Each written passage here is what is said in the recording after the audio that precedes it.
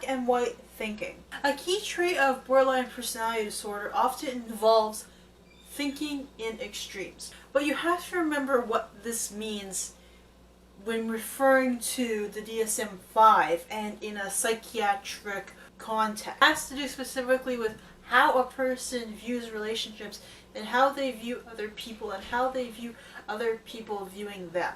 They tend to view people as either the most wonderful person 1 minute and absolute trash.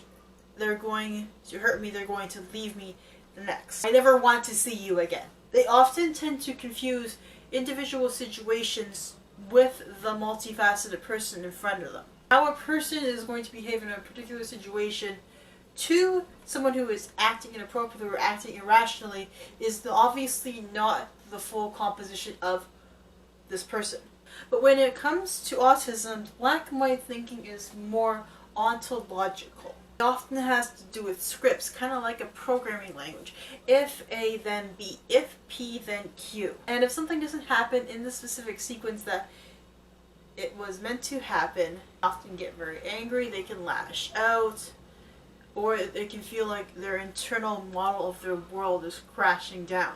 This can happen from very simple things like just being late for an engagement or not showing up and not telling someone that you weren't going to show up.